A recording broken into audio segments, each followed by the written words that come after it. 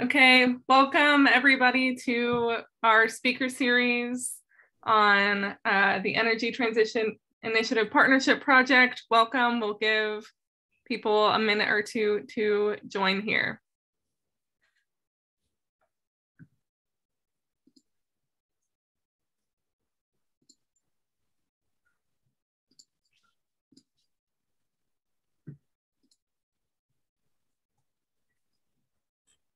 And in the meantime, as you're joining, if you want to introduce yourselves in the chat, that would be awesome. Maybe your name and where you're calling in from today.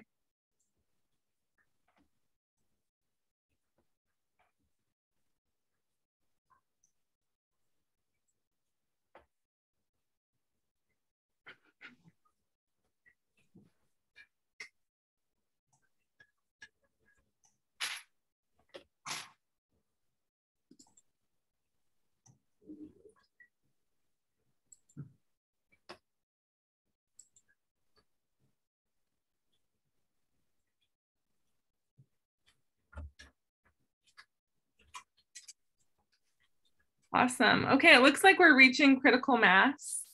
So I will go ahead and start us off. Hello, everyone. My name's Sydney. I am the Outreach Director here at the Renewable Energy Alaska Project. Thank you for joining us. This is our third installment in our speaker series, and today we're going to hear about the Energy Transitions Initiative Partnership Project. And I'm going to share my screen real quick here.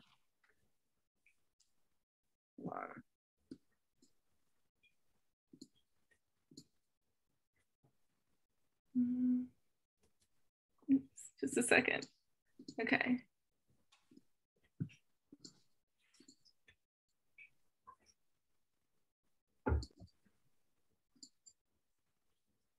Cool. Can everybody see that? Looks good. Yes. All right. Great. Yeah, so thank you for joining us. People are already getting started introducing themselves in the chat. Thanks for doing that. We always at REAP start our events off with a land acknowledgement. So I'm calling in from Anchorage today. I live and work here. It's Denina El Nina. And we also have staff in Atananen and Linga Annie.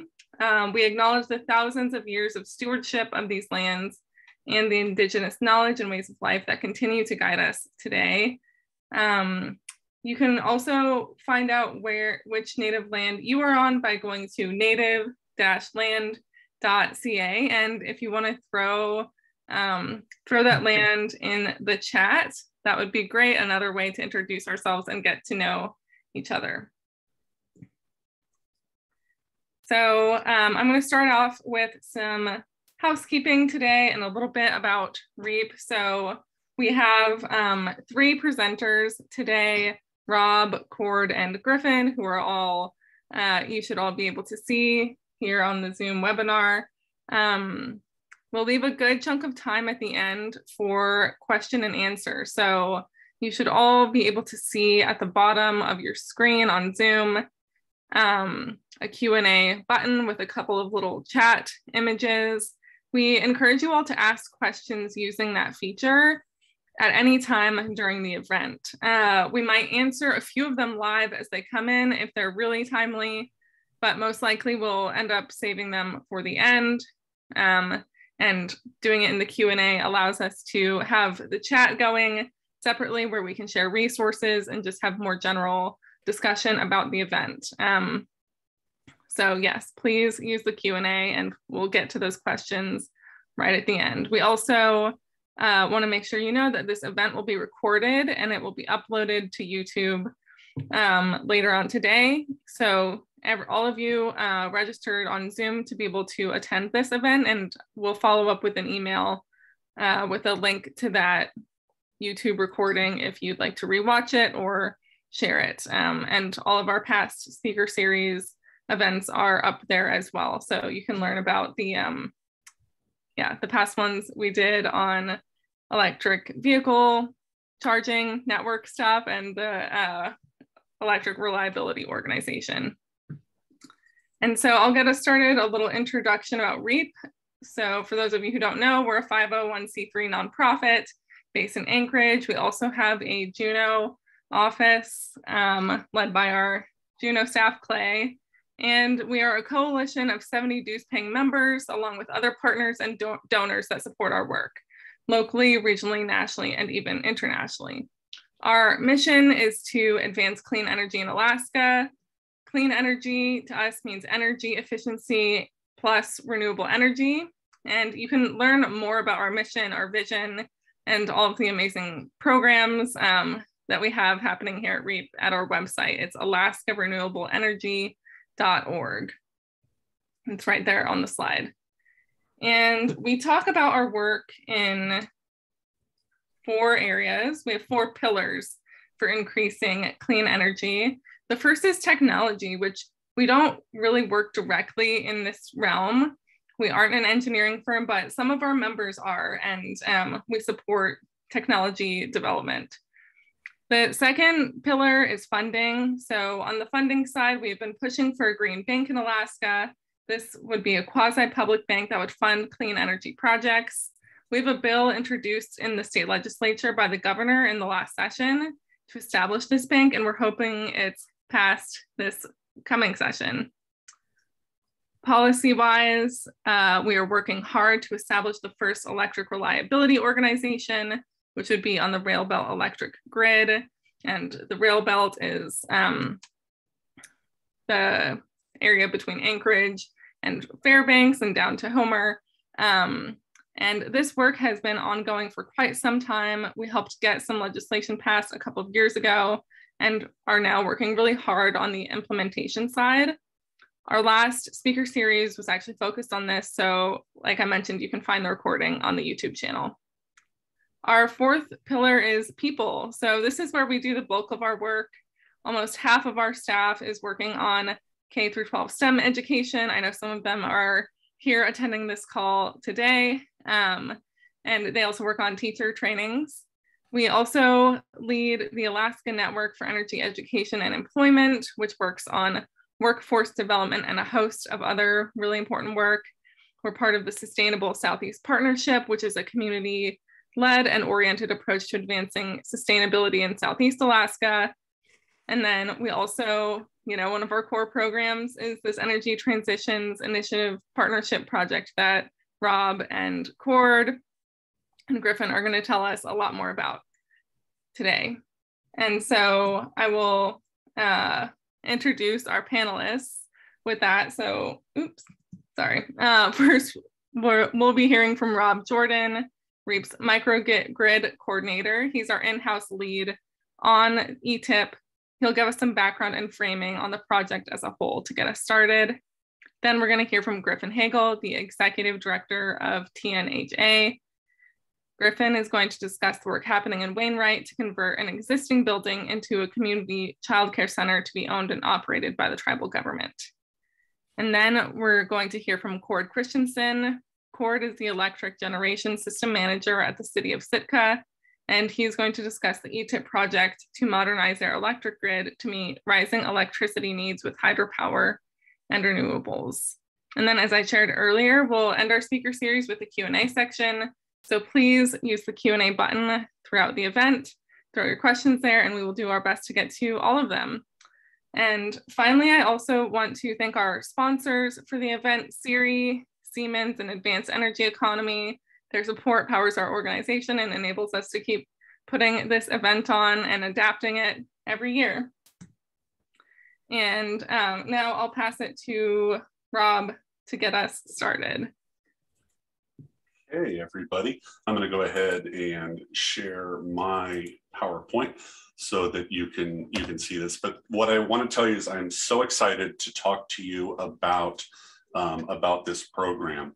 I came to REAP solely to participate in ETIP, and the reason why is because I had been involved in a number of efforts over my career in the energy business that were extremely well-meaning, but not as successful as I thought they could have been. And when the concept of ETIP was described to me, I said, that's it. That's where we need to be. That's what I want to be a part of. So I came to I came to REAP in January, just as the ETIP program was kicking off. It actually started in October of 2020. And the idea for the concept behind the ETIP project is that we will provide direct technical assistance to communities and peer-to-peer information sharing.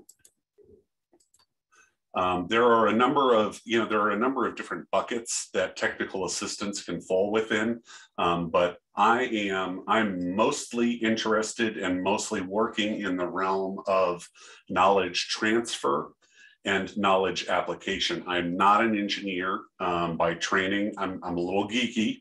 I certainly admit that.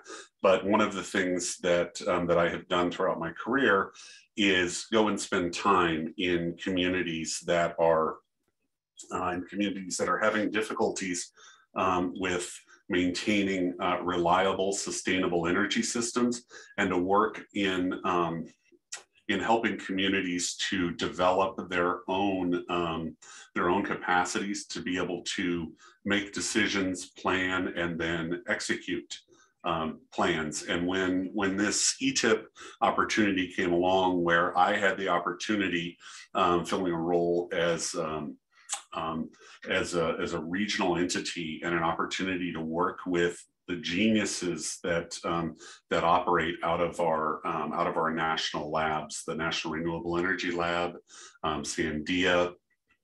There's some work being done by Lawrence Berkeley National Lab, and then the Pacific Northwest National Lab, as well as the Cold Climate Housing Research Center, which is part of NREL now. I just thought it was a great opportunity to bring some of my soft skills to bear with many of the hard skills and technical assistance that I thought would assist in developing projects. So here's just a sort of breakdown of the flow of how our technical assistance program model works.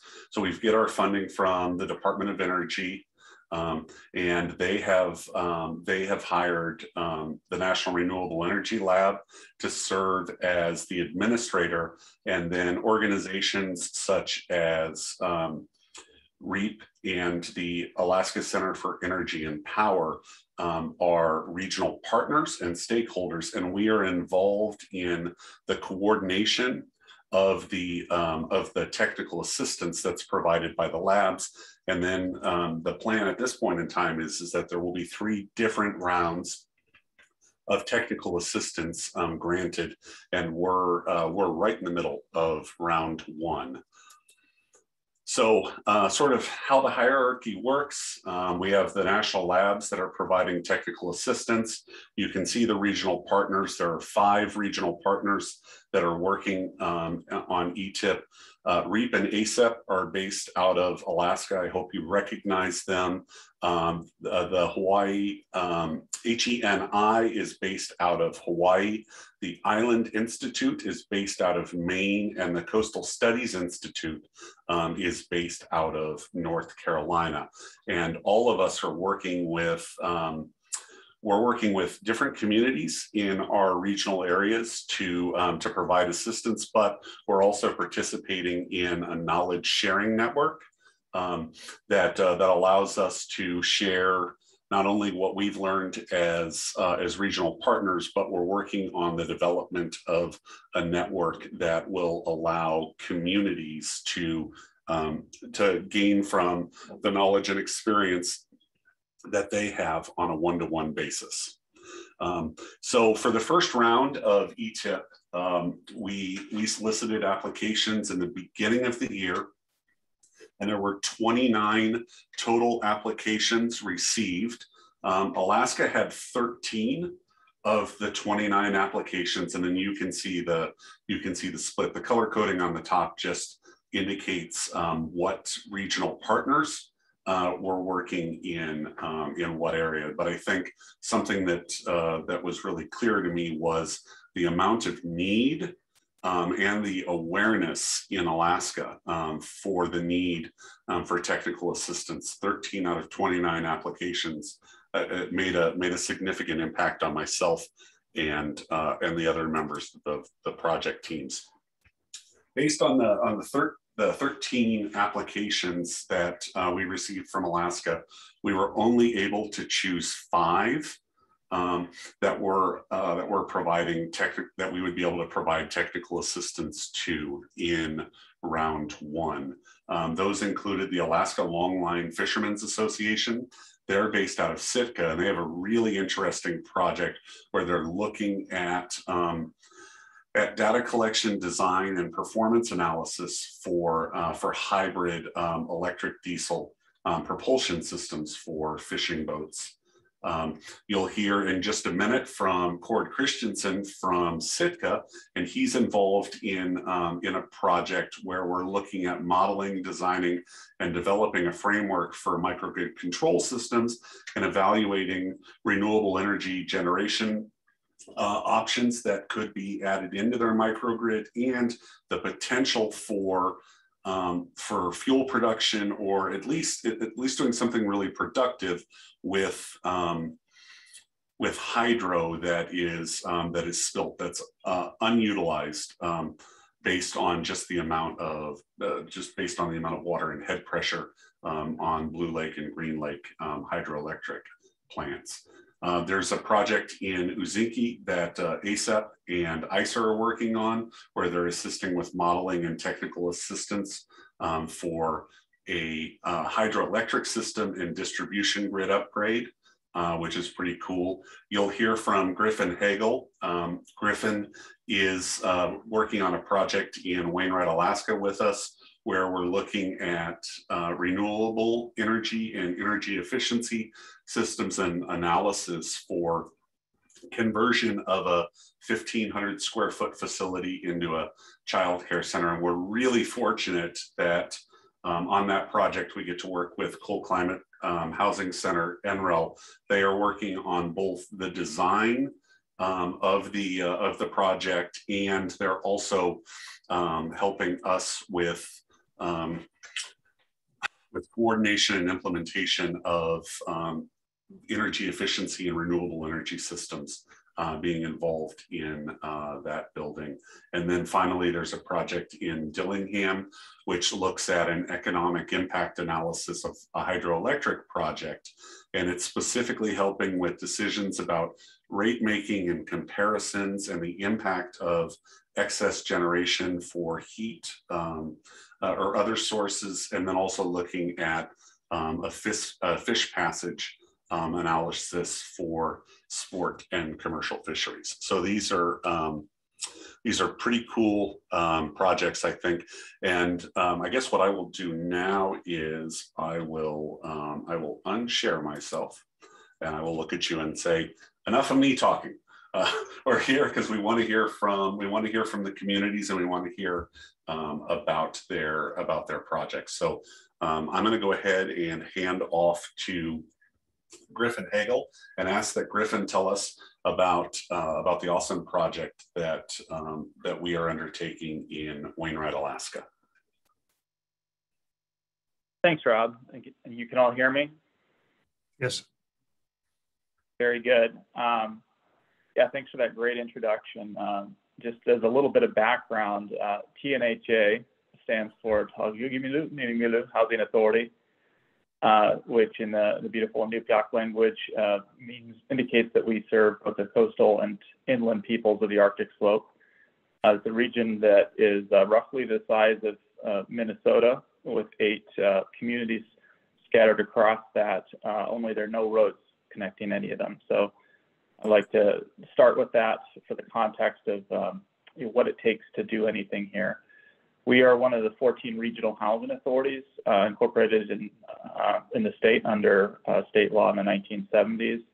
And we receive federal funds primarily through HUD to manage, develop, and maintain affordable housing stock serving those communities. So we manage about 15% of the region's housing in all 8 of those communities. And then we are tribally designated as a housing entity for 6 of those tribes. So This project is exciting for us for a number of reasons. For one, the tribe engaged us directly. It came to us with the first ever grant of its kind from HUD for a community development project made in our region. That's the Indian Community Development Block Grant. It's a model that happens throughout Alaska with other housing authorities, where a tribe gets one of these grants, and the housing authority is often the sole project developer in the region. It hadn't happened in our region before too, so it was really an exciting chance for us to pivot from our straight housing development and management model into community development. And through that process, we've gained designation from HUD as a community-based development organization to support that. My personal background, I'm not an engineer by training, but I'm certainly an energy geek. I came into the housing industry, I like to say, through attics and crawl spaces. I did weatherization work early in my career, insulated a lot of floors and ceilings, and just came to appreciate the opportunities for improvement there are throughout our built environment and the impact that can have on our quality of life. So yeah, I feel like I have a foot in both the energy and the housing world, and very excited by this project. Also very excited by the ETIP model and the advantages that offers that Rob described a little bit of. As a housing authority serving multiple tribes, we have to do the best we can with limited resources, and some of the processes for applying for more conventional technical assistance or grants from the Department of Energy, some of the cost share requirements have been typically out of reach for tribes in our region, especially those who may have one or two people in the office, tops. Also just a challenge for our capacity as well. So the ETIP was really a great model to bring in direct technical assistance, for this project. And the backstory was the tribal government was essentially gifted this former armory building from the U.S. Army. After they decommissioned it, it was built in the 1990s, so it's still in fairly good shape. It's been disconnected from utilities for a while. And they expressed their priority to turn it into a child care center, which is what they wrote their HUD grant for, and then came to us to complete the renovations on it. And the mission of the tribal government, which is the Village of Wainwright, is to preserve and exercise the tribe's inherent sovereign rights and powers to conserve and develop tribal land and resources pursuant to tribal law and custom and federal law, and to establish justice. And I think within that brief mission, it says a lot about how this project originated. So we took inspiration from that charter they have to develop their tribal land and resources, conserve and develop them. In this region, typically in the Arctic slope, there has been, and one indicator is if you look at the state's renewable energy fund grants over the past 10 or 15 years that they've been invested. There's very little investment, if any, in this region. It's typically been in other regions, and there's a number of reasons for that. But the result is that there is not a lot of local capacity or understanding in how to integrate advanced building practices, aggressive energy efficiency design, and integration of renewable energy. So it was, a situation where we did need to bring in some of the big expert firepower, I guess you would say, to see how we could feasibly and cost effectively accomplish this. Another thing that happens in our region, pretty regularly is brownouts and blackouts, grid outages. And while the school is typically the largest building in a community where people will congregate in the instance of an emergency, we, and speaking with the tribal program manager and the council, we proposed that, we could really engineer a building for them that would maintain some maintain heat for a while if there was a complete outage, and possibly maintain power and keep critical loads, like light and heating on if the main grid in town goes down, when it does. So that was something they were very interested in, and it has a lot of value for us as a model facility that we can go on and do the next one with lessons learned and continue bringing those costs down. And the other exciting thing that's really exciting about this project for us is we have the opportunity here to use technologies that are mostly commercialized, on the shelf and ready to go. We've got limited experience with renewable energy integration, as I mentioned. We did do a 1 kilowatt solar array on a house that was designed by the Cold Climate Housing Research Center in the village of Anaktuvuk Pass about 10 years ago. And it's really interesting to think that in the time since we built that house and we installed that system, what has happened with the cost of advanced energy technologies. I just read that the price of solar, the hard cost of solar, has come down 90% from 2009 to 2021. So that opens up a whole different world of possibilities when we're talking about what is now cost effective in a region that's 300 miles, in a community that's 300 miles above the Arctic Circle. So we're working through the ETIP process right now with NREL, with the Cold Climate Housing Research Center. We've got, REAP has been a fantastic local facilitator that essentially translates everything into Alaskan for the folks who are working on this project from outside Alaska, and also helps relay, those local concerns. And so Rob's experience, having been all over rural Alaska and understanding really how things work there, the perspectives, values, and priorities, has made this project much less challenging and helped us surmount some challenges that might not have been as easily overcome otherwise. On just a few technical notes on this building, we've discovered in the course of our preliminary assessments that the site is not ideal. There's some structural and civil work that needs to happen before we get into the building envelope, mechanical systems, and other retrofits. The building is out of level. It's basically placed in a very low spot in the village, where a couple of water courses come together and create a swamp all around it. So we're currently working with CCHRC and their engineers to find the most cost-effective way to improve that site. We looked at a few options to move the building potentially. There was a better site in town that was not on tribal land, but coming back to the tribe's priorities and their mission to conserve and develop tribal land, it was very important to them that this building stay on tribal land for a bunch of legal, historical, and cultural reasons. And so we're doing our best to make that work. I think we will be able to find a solution on that, but it is going to take some geotechnical engineering to come up with the best option. So I think I've addressed some things, Rob. Please poke me if I'm forgetting something. Our timeline is we expect this building the construction to take place primarily in 2023.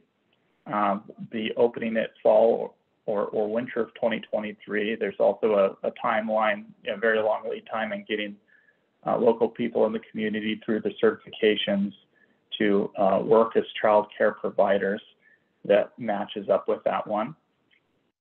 But that is the hope, is to give the tribe a community facility that is as low cost to operate as possible, that provides some resilience to protect occupants in the event of blizzard-driven power outages and things like that, that it's really a comfortable space to occupy, a healthy space to occupy, a very durable one as well, and one that is poised to endure some of the challenges that we know the 21st century is bringing to the Arctic. So that means, you know, adjustable foundations, possibility of relocation is being thought of, considered in the foundation design. But that's our project. Again, really excited to get going on the full design and construction of it, and it's been a great benefit to have the ETIP partnership on our corner.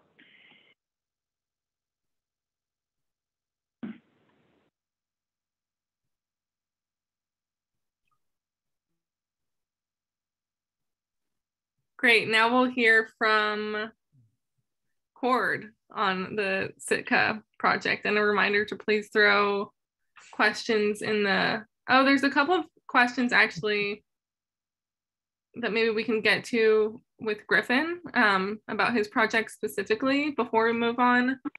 One is, how much will the project cost? That's a very good question. The initial estimate on this is, and this is 2019 dollars, which mean nothing today, was about $1 million for the retrofit.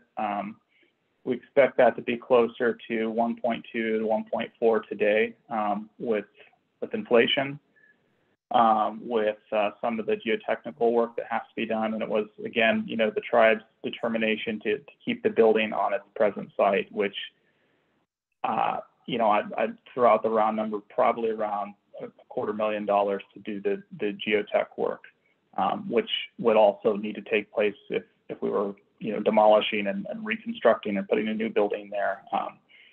So there are some things that cost up there, but that's our current estimate. Great, thank you. And then there's also a question in there about the types of alternative energy solutions that you're looking at for this, for Wainwright in general, and maybe this building specifically. Yeah, so there was a series of wind diesel feasibility studies commissioned by the North Slope Borough, I believe, with Renewable Energy Fund dollars over the last decade. Wainwright has an excellent wind resource. There has been some local community pushback on larger community scale designs there, but that is probably the best year-round renewable resource that exists, all else being equal. So we're really thinking about this project in terms of being a net zero energy ready project as a design framework to shoot for. You know, we will see what is actually cost effective when it comes down to pricing out the outputs of the national labs recommendations. But what is probably more feasible on a building level scale would be solar PV, potentially bifacial PV, which is more effective at higher latitudes, especially in April when you've got a lot of, you know, you can really go blind if you don't wear your sunglasses out there in the snow. So that it's probably going to be something like that. We've looked at some of the, you know, the modular solar battery things, but we're waiting to hear what comes from the you know, the ETIP modeling process. Great, thank you so much. And now I'll pass it to Cord to talk about the Sitka project. Well, good afternoon, everyone. I'm Cord Christensen, and let me switch screens here if we can. So hopefully you can see this is the other part of Alaska, southeast. Sitka is on Baranof Island here, and we'll kind of zoom in. This essentially, the red and green down here is most of our distribution system throughout Sitka. And we have two hydroelectric facilities, one at Blue Lake, which comes down, power plant is actually down here. The other is at Green Lake, with a power plant here. And our FERC boundary for the Green Lake project, I can put on, maybe there it is. This is not a publicly open road, but electric department utility road. From one end of town to the other end of town is along the road system is about 14 miles. So we're fairly compact. The electric department is owned by the municipality. So we have all of the primary generation, combined capacity of about 35 megawatts. We also have diesel, precipitating diesel and turbine, which has about 25 megawatts of capacity. And we have a 69 kV transmission line, both from Green Lake past Blue Lake into town with our distribution at 12,470 volts.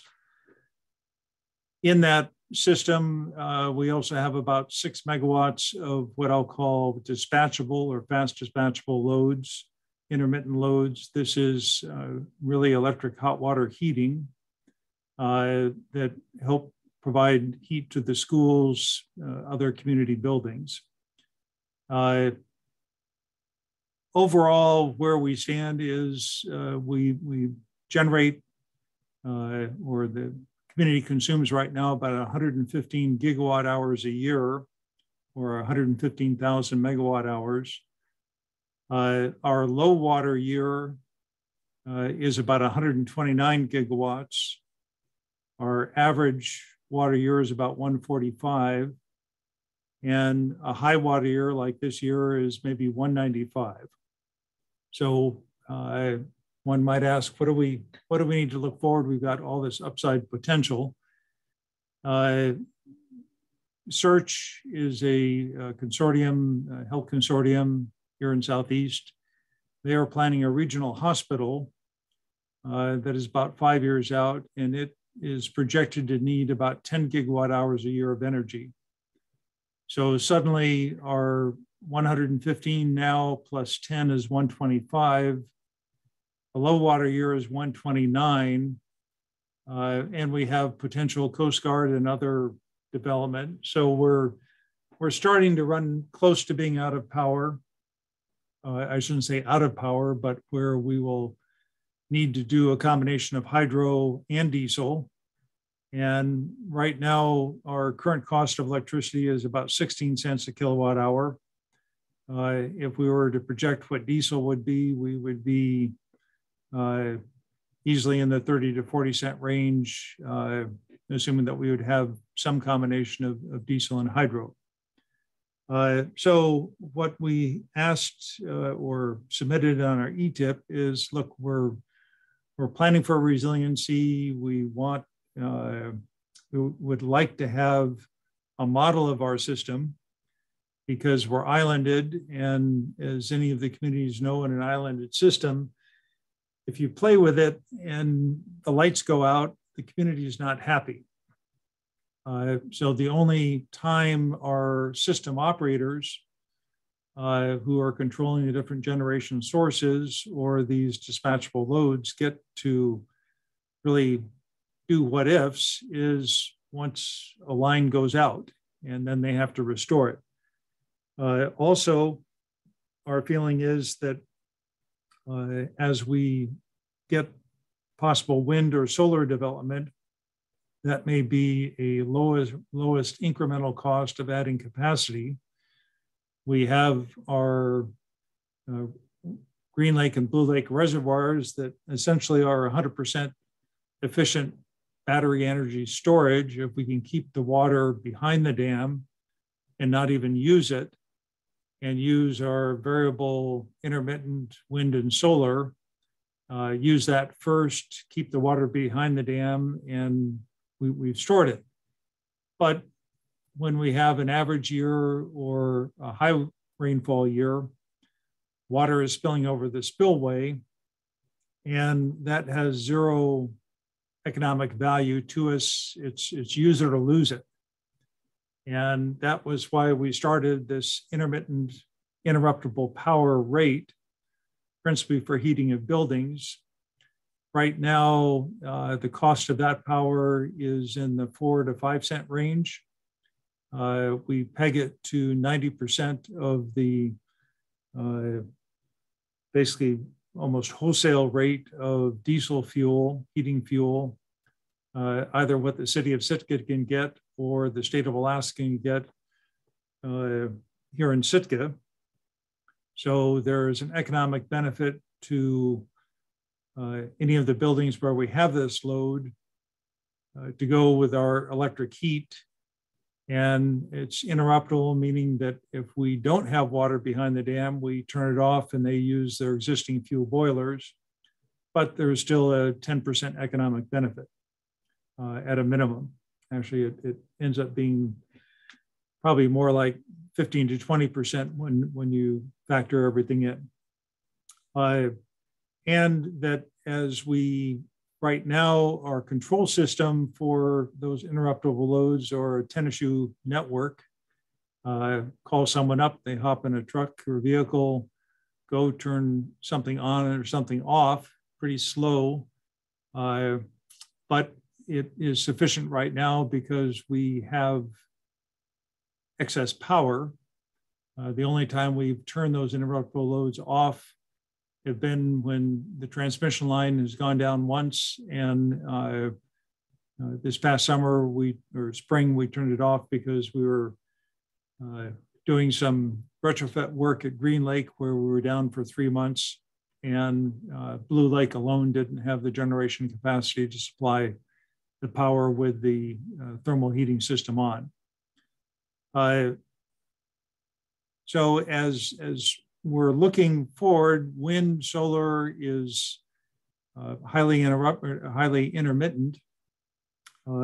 That's why we had the grid model. Task 2 is putting in what are called micro PMUs, power measurement units. And they look at what the disruptions are, because if we take the high school, that's a 1.5 megawatt electric hot water system. If that were all to go on and all off at one time, that would cause ripples and instability in our distribution system. It has a number of smaller step loads to minimize that. But as we start to turn things on and off more quickly, again, we wanted to have a model of our system to understand what was happening, or if we do other enhancements. And that kind of gets to the next part of the reason for the modeling. Let me drag this over. So this is a kind of Google Earth view. There's an island here called Bjorka, which is about 15 miles from Sitka. The FAA has a large radar site there. Any plane flying from the west coast of the US to Asia flies right over Bjorka because that's where all of the air traffic control is. It has, they have asked us to look at extending a power line, and we said, if you want to go undersea, we aren't interested. We'll sell you power at the end of the runway, but we want nothing to do with the cable maintenance.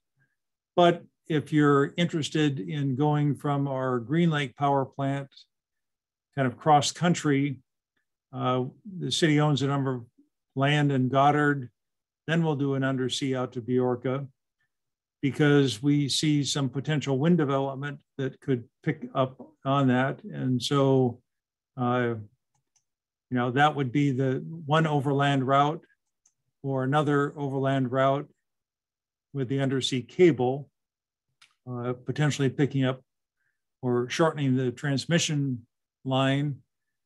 What's the capacitance of an underground line, which it would probably be? How does that temper out the wind? Or if we had some solar locations on our building rooftops within Sitka, how would that react? And so our ETIP is grid modeling, understand the interruptibles of what wind and solar might be.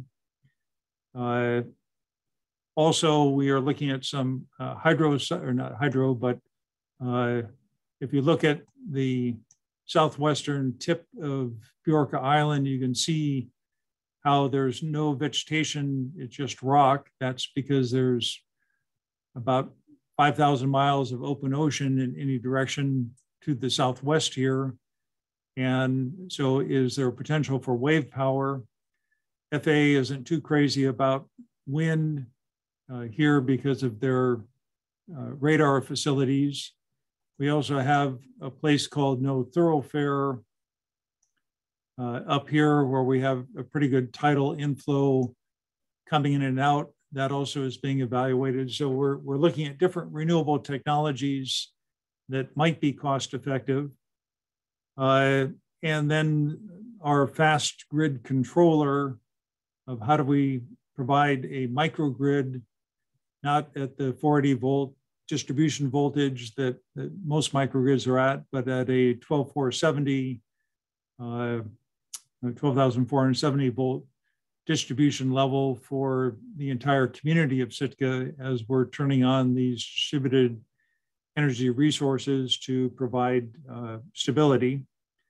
And then last, and frankly, one of the more interesting things, short term, what do we do with our excess renewable?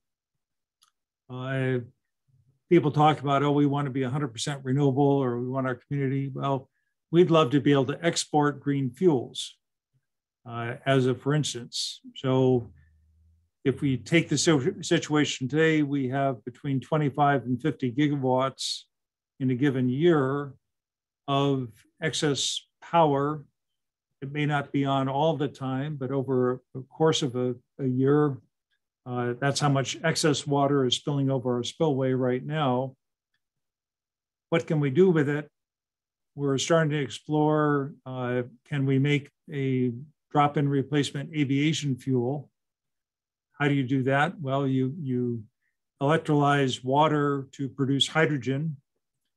You combine that with CO2 out of the air, so you're reducing the CO2, and you essentially put it through a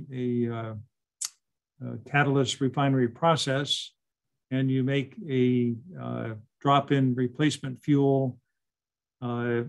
This is already being done on very small scale basis in Amsterdam. They're looking at it because they have offshore wind in much of Europe and solar. And again, what do we do with this excess fuel? Do we make hydrogen and run it in turbines? Can we make a synthetic green fuel?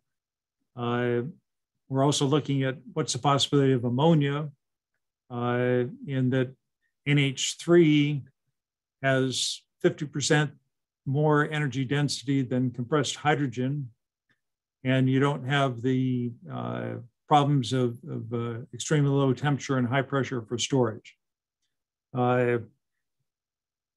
Yes, and as well, vehicle electrification, plugging in tour ships when they come in, we're looking at the whole slew of what can we do to reduce our conventional fossil fuel consumption in town. Transportation is one of the big things. And as Rob mentioned, yes, the other ETIP program is electrification of the fishing fleet, but that is a small portion of what the possibility is.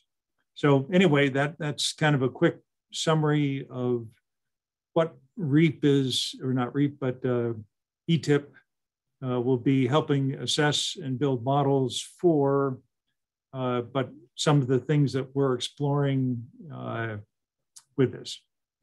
And I'll be happy to answer any questions.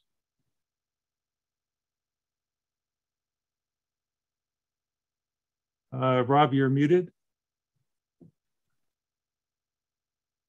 Sorry about that. Maybe I can read a couple questions to you, Cord, and get your thoughts. One of the questions is it's from Amanda Kolker, and she asks, with several hot springs on Baranof Island, one at Goddard, I believe, and your concerns about intermittency of power. Is geothermal, perhaps for baseload heat and possibly power, being considered? Yes. So Goddard here, actually, maybe what I'll do is I can put this one back up, and you look at land ownership. You can kind of see what the municipal land is south here at Goddard.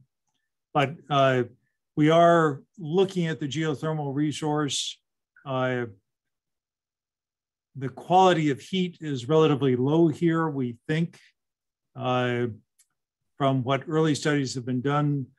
I know from personal experience that the water flow is very low if it hasn't been raining a lot.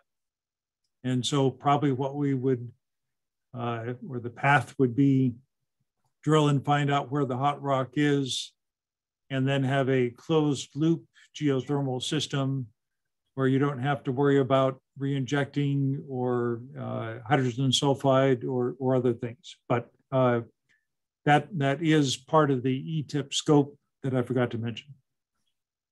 Okay, thanks. Another question, Cord. Have there been any wind resource assessments done on the mountain areas south of town that you showed on that route out to Bjork Island? There haven't been, and it again is something that we are doing. Probably two issues. This is part of the Tongass National Forest, and so we have to get the U.S. Forest Service to give us approvals. Somewhat to my amazement, they've said they've never had anyone request a permit for doing wind exploration on U.S. forest land. So that's a slow process. We did purchase two 10-meter meteorological towers to use for preliminary prospecting. Unfortunately, they have arrived too late. We now have snow in some of this area where I don't know as though we can set up the wind turbines. And the place that we're looking at first is actually kind of on this lower knoll at about 1,000 feet, because it is on our property. So we can do it and do that as a temporary until we can work out things with the Forest Service. Another area that we would like is this knoll that is kind of barren right here, because the wind whistles down Blue Lake and across the island from Chatham Straits. And we think that it may be a good wind corridor. One thing about wind in this part of Alaska is that we want to dumb down our sites a little bit to where there's a steady, sustainable wind and not the screaming wind that knocks and blows things down. Another question for you, or a couple of them. Did you already have any existing dynamic model of your power systems, or is this going to be the first? This will be the first dynamic model. The furthest we've had in the system design is looking at our short circuit current amperage and on our switchgear and things like that. This will be the first system-wide model that we've had. Cool. And is there any consideration for medium voltage DC as part of the cable-based transmission? I don't think so. I don't know as though we have the distance or need for it right now. Our primary transmission voltage is 69 kV, and that would be sufficient both to go out to Bjorka. In the future, there is a road that is being put out to Catlian Bay to the north of Sitka here. And again, 69 kV would be sufficient for that. Okay. And I think a final question for you. Thanks for all your patience, Cord. Does the town of Sitka have any clean energy / greenhouse gas reduction goals? There is a climate action task force trying to set up goals. I think the last one was 2010 that was set up, and they had I think a 20% reduction by 2020. We ended up having, and this was, I should say, for the municipality, because of what we did with boilers and other things, we ended up having about a 65% reduction. And so they're now in the process of updating both the baseline and setting what the new goals are. But we would like to, or let's say, the value proposition we look at as an electric utility is we should support economic growth. And that's part of the reason, again, exporting green energy. We've even thought of putting out an RFP to the world. Hey, here's the excess power on an interruptible basis. It's inexpensive. If you have a proposition for doing something that would create economic development, let us know we're interested. Yeah, fantastic, Cord. Thank you so much. Thanks for your patience. There were a couple of questions that related to timeline for round 2 of ETIP. So I just wanted to make sure that that I addressed that. The first is that we'll begin a soft launch sometime, hopefully in November or early December of 2021. The formal application release will be in January of 22, and we're thinking that the application period will close in sort of April-ish, May-ish of 2022. We're going for a longer open application window, this time just based on feedback that we received from applicants and from communities that weren't able to apply during that fairly compressed window. And one of the things that myself and folks at ACEP will be doing is also providing assistance to communities putting together proposals. So I think that's where we're at. And then we're hoping for round 2 awards in the summer of 2022. And of course, in the background, the first round of ETIP projects will all be going on. So I think that's about it. Yeah, so I'll just share a quick plug for our next event. Let me share my screen real quick again. So yeah, like I mentioned, we have one more event in our speaker series this fall, coming up 2 weeks from today, 12:30 to 1:30 p.m. We're going to be learning about tidal energy in Cook Inlets. We'll have Levi Kilcher from the National Renewable Energy Laboratory, which we talked about NREL a lot today, and David Thomas from the Homer Electric Association here to talk about that. And I will throw the link in the chat for how to register for that in a moment here, but you can just go to tinyurl.com/speaker series title and sign up.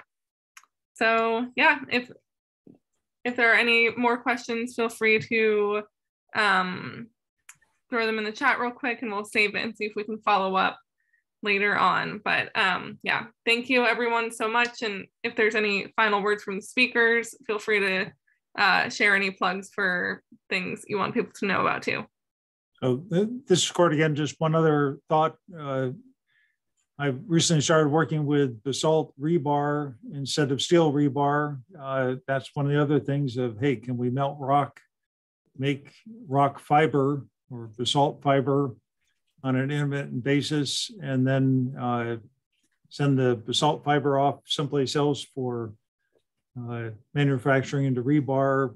Again, maybe some wild and crazy ideas, but what primary smelting manufacturing can you do, and then use normal power the rest of the time?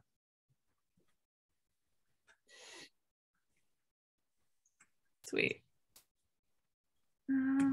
Okay, anything else? Anyone? Cool. Okay. Thank you all so much. Have a great rest of your days, and we hope to see you at our next event in a couple of weeks. Thank you. Thanks, everybody. Thanks, everybody. Bye-bye. Bye.